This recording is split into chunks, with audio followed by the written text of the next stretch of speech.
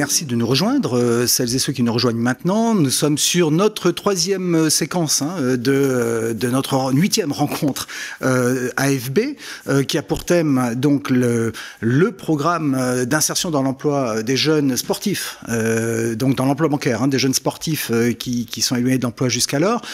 C'est le programme développé par Appels, le programme qui a pour nom Déclic Sportif. Et justement, pour en parler, nous accueillons Jean-Philippe Assensi. Bonjour Jean-Philippe, vous êtes le président fondateur d'Appels et finalement il y a 10 ans, ça fait 10 ans que le programme Déclic Sportif existe. Ça fait 9 ans qu'il est appliqué dans les banques et donc il était temps de se poser la question, de se dire au fond quels sont les enseignements, voilà. Moi j'ai quand même une première question d'abord, Jean-Philippe, c'est quand même un sacré défi. Quel a été le moteur, quelle a été la motivation au départ pour se lancer sur cela ? La motivation, elle est assez simple. Moi, je suis un enfant de l'éducation par le sport, comme je dis souvent. C'est-à-dire que tout ce que j'ai appris, je l'ai appris dans le sport. Se faire des amis, le lien social, se fixer des défis. J'ai passé plus de 30 ans de ma vie sur les terrains de sport. Et c'est une gigantesque école à la fois de la fraternité et de la diversité. Et j'ai eu la chance de rencontrer Jean-Claude Perrin il y a maintenant presque 40 ans, qui m'a appris toutes ces valeurs. Et donc, alors Jean-Claude Perrin, pour ceux qui nous suivent et qui... C'est un des grands coachs français qui a été champion olympique avec le saut à la perche et qui m'a fait prendre conscience de la valeur des coachs, de l'éducateur, de celui qui va accompagner le jeune, de celui qui va transmettre des valeurs. Et donc, j'ai été bercé là-dedans et tout ça m'a passionné. Et ces 30 dernières années, date de création de l'Appels, finalement, il y a 3 maîtres mots qui ressortent pour moi. Il y a l'innovation pédagogique, l'injustice et la joie de la diversité. La joie de la diversité, moi, quand j'avais 12-13 ans, j'étais dans une équipe de football où il y avait une partie du monde entier. Il y avait des Vietnamiens, il y avait des Africains, il y avait des Européens. Et je pensais que finalement, la vie, c'était ça. Et j'y ai acquis à la fois une joie immense de vivre dans cette diversité et un apprentissage. La diversité, c'est aussi un apprentissage de l'autre, un respect de la culture, des éléments de fraternité importantes. Et j'ai voulu...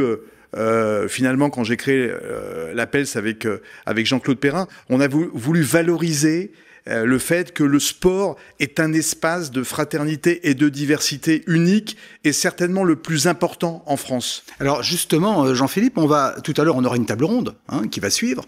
On va poser la question aux banquiers. Finalement, qu'est-ce que le sport pratiqué par ces jeunes qui rentrent dans les agences, qu'est-ce que le sport apporte au quotidien dans le monde du travail? Quelle est votre réponse à vous? Le sport, comme je disais, c'est une grande école, donc vous pouvez avoir eu des échecs scolaires, ce qui est d'ailleurs mon cas, mais il y en a des milliers d'autres, et avoir appris un certain nombre de valeurs qui sont indispensables dans le monde de l'entreprise. Savoir travailler collectivement, l'intelligence émotionnelle, écouter l'autre, se fixer des défis. Vous savez, moi j'ai passé ma vie à créer des équipes. Finalement, une aventure professionnelle, c'est aussi une équipe, c'est aussi des gens que vous voulez amener dans un objectif très précis.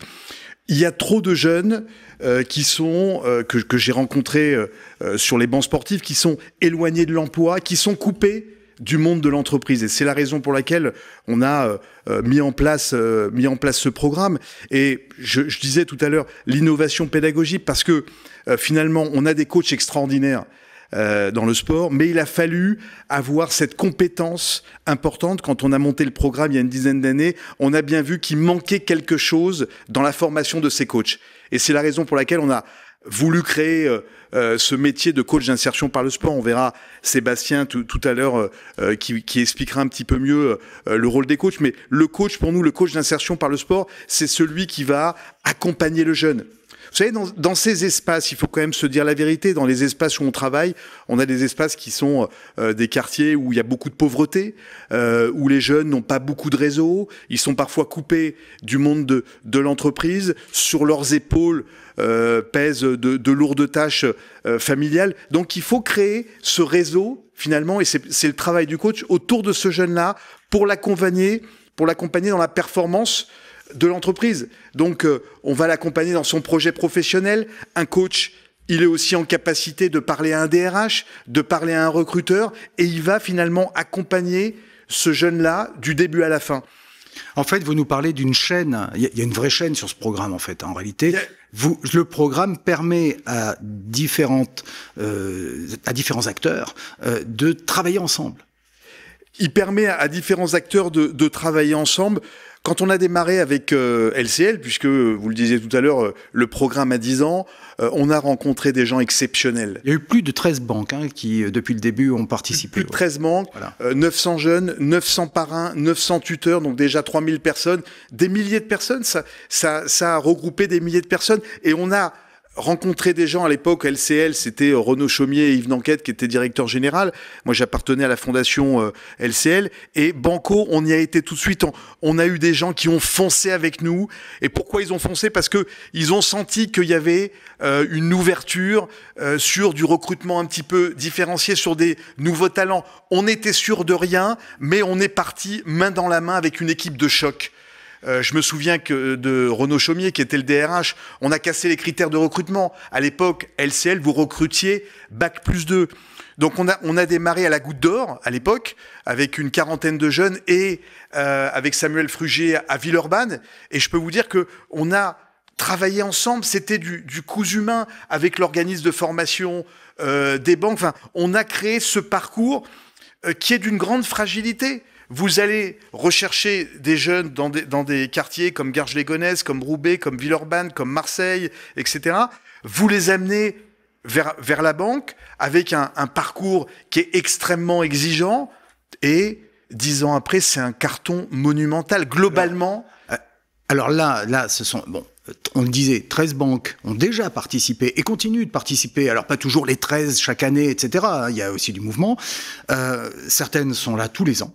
Évidemment, ça dépend aussi des besoins. Quel argument vous donnez en quelques mots à une banque qui ne serait pas encore venue dans le programme pour convaincre? Changer le destin de la jeunesse de France. Ce programme, il a permis de changer le destin de la jeunesse qui est éloignée, qui vit des injustices, etc., qui a du talent. Il s'exprime dans le sport. Regardez les équipes de France de sport, la plupart viennent de ces quartiers. Donc ça veut dire que pourquoi ils ne feraient pas les beaux jours de l'entreprise? Là, on a changé le destin de 900 jeunes. Et je leur dis, demain, on pourra changer le destin de milliers de jeunes à quelques conditions près. Ce programme, il est exigeant. Ce programme, il impose un changement formidable du recrutement. Il faut recruter différemment. Il faut recruter sur le talent de ces jeunes. Il faut recruter sur ce qu'on appelle aujourd'hui les soft skills.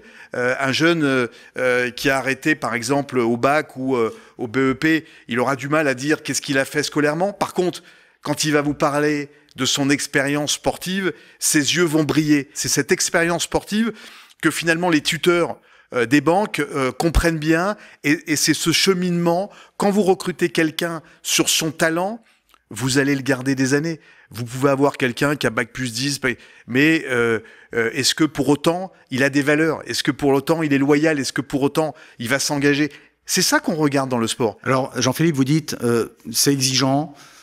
Je comprends, faut être ambitieux. Vous avez eu cette ambition. Ok, c'est quoi l'ambition demain pour ce programme? Comment vous le voyez demain, après-demain, ce programme? Je le disais tout à l'heure, main dans la main, et ce temps fort, ce temps de bilan qui est extraordinaire, cette mesure d'impact, elle est extraordinaire pour nous, pour la jeunesse, pour nos coachs, pour nos équipes qui ont fait un travail extraordinaire. 70 promotions en une dizaine d'années. Toutes nos équipes sont vraiment, sont contents de ce travail et de ce bilan. Je dis, pour repartir sur les 10 prochaines années, mettons-nous autour de la table et essayons d'avoir une grande vision. On a envie de recréer une épopée avec l'ensemble des banques françaises et de se dire pourquoi pas de se donner le défi de dire tiens, par exemple, 5% du recrutement des banques, ça va être ce recrutement différencié par le sport. Ça serait formidable, ça serait des milliers de jeunes, et derrière ces milliers de jeunes, c'est des milliers de familles. C'est le pays qui fait que cette jeunesse, elle ne bascule pas vers des choses qui sont pas bien, elle bascule vers des choses qui sont formidables. On a des jeunes qui dirigent des agences localement. Venez voir sur le terrain ce qui se passe localement. C'est un changement fabuleux. Et moi, j'aime bien parler de changer le destin, plus que l'égalité des chances. Vous allez voir des jeunes tout à l'heure, on a changé leur destin en quelques semaines. Et ça, c'est une joie incroyable. Alors on entend ce cri du cœur, si je puis dire, hein, ce cri du cœur. Et justement, vous dites il faut se mettre autour de la table pour en parler. Ben, nous allons avoir maintenant une table ronde où banquiers et aussi des jeunes qui ont vécu la formation et qui aujourd'hui sont en poste dans des banques vont pouvoir nous témoigner, au fait, nous parler de ce qu'ils ont fait et de ce qu'ils font. Oui, allez-y. Est-ce que vous me permettez de remercier tous les parrains, tous les tuteurs? On rêverait de faire une grande fête pour les 10 ans, mais je vois tous ces gens qui se sont investis. J'ai l'image d'une dame qui avait appris à danser le hip-hop avec un jeune qu'elle parrainait à Lyon. Toutes ces aventures humaines dont on parle assez peu parce qu'on fait jamais d'arrêt sur image, surtout quand les choses ont marché. Remercier toutes ces banques, tous ces DG de banques qui ont fait un travail extraordinaire. Jamais j'aurais pensé qu'on écrirait cette histoire avec les banques françaises. Je pense à Régis Abgral, Serge Magdelaine, Renaud Chaumier, Monsieur Appert. Voilà, tous ces gens ont été partie prenante de cette formidable épopée. Merci à eux. Nous vous remercions aussi, donc, évidemment, Jean-Philippe Assensi, pour cette belle aventure que nous partageons du coup avec vous, que les banques partagent avec vous et avec les jeunes. Donc, merci beaucoup. Merci. Et maintenant, place à la table ronde. À bientôt. À bientôt, merci.